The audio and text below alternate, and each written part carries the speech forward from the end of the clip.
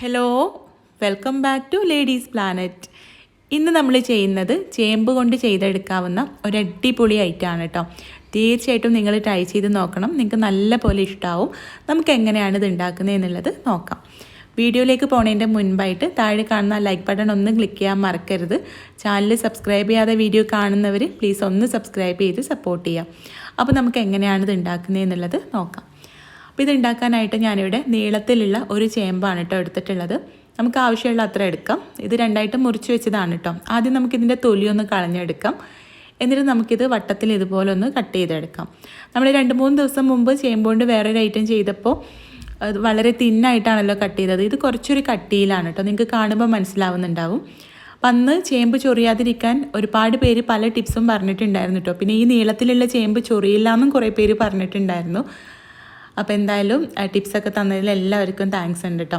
അപ്പോൾ നമുക്ക് എന്തായാലും ഈ ഒരു ചേമ്പൊന്ന് മസാല പുരട്ടിയെടുക്കണം. അപ്പോൾ അതിന് വേണ്ടിയിട്ട് ഒരു പ്ലേറ്റിലേക്ക് 1/4 ടീസ്പൂൺ മഞ്ഞൾപ്പൊടി, 3/4 ടീസ്പൂൺ കശ്മീരി മുളക് പൊടി, 1/4 ടീസ്പൂൺ കുരുമുളക് പൊടി അല്ലെങ്കിൽ എരിവിന് ആവശ്യത്തിനുള്ള കുരുമുളക് പൊടി, ആവശ്യത്തിനുള്ള ഉപ്പ്, 1 ടീസ്പൂൺ ഇഞ്ചി വെളുത്തുള്ളി പേസ്റ്റ്, പിന്നെ ഇത് കുഴച്ചെടുക്കാൻ ആവശ്യത്തിനുള്ള വെളിച്ചെണ്ണ.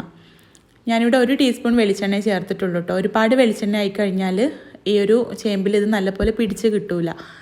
എന്നിട്ടൊന്ന് മിക്സ് ചെയ്തിട്ട് ഇതിലേക്ക് നമ്മൾ വൃത്തിയാക്കി വെച്ചിട്ടുള്ള ഒരു കട്ട് ചെയ്ത് വെച്ചിട്ടുള്ള ചേമ്പിൻ്റെ കഷ്ണങ്ങൾ ചേർത്തിട്ട് നല്ല പോലെ ഒന്ന് മിക്സ് ചെയ്തിട്ട് ഓരോന്നിലും ഇതൊന്ന് പുരട്ടിയെടുക്കാം. ഇപ്പോൾ നമ്മൾ ചേമ്പിൽ മസാല നല്ല പോലെ പുരട്ടിയെടുത്തിട്ടുണ്ട്. ഇനി ഇതൊരു അരമണിക്കൂർ നേരം റെസ്റ്റ് ചെയ്യാൻ വെക്കാം. അതിനുശേഷം നമുക്കിത് ഫ്രൈ ചെയ്തെടുക്കാം. അരമണിക്കൂറിന് ശേഷം കുറച്ച് വെളിച്ചെണ്ണ ചൂടാക്കിയിട്ട് അതിലേക്ക് നമുക്ക് മീനൊക്കെ പൊരിച്ചെടുക്കുന്ന രീതിയിൽ ഷാലോ ഫ്രൈ ആണ് കേട്ടോ ഇത് ചെയ്തെടുക്കുന്നത്. ഇതുപോലെ ചേമ്പിൻ്റെ കഷ്ണങ്ങൾ എണ്ണയിലേക്ക് വെച്ച് കൊടുക്കുക. എന്നിട്ട് തിരിച്ചും മറിച്ചിട്ട് നല്ല പോലെ ഒന്ന് ഫ്രൈ ചെയ്തെടുക്കാം.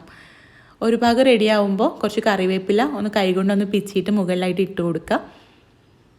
എന്നിട്ട് നമുക്കിത് തിരിച്ചും മറിച്ചിട്ട് നല്ല പോലെ ഒന്ന് വേവിച്ചെടുക്കാം. കുറച്ചൊരു തിക്നെസ് ഉള്ളതുകൊണ്ട് തന്നെ ഇത് നല്ല പോലെ അങ്ങോട്ട് മൊരിഞ്ഞ് ഡ്രൈ ആയിട്ടൊന്നും പോകില്ല കേട്ടോ. കുറച്ചൊരു സോഫ്റ്റ് ആയിട്ടാണ് ഉണ്ടാവുക. നല്ല ടേസ്റ്റാണ് കേട്ടോ.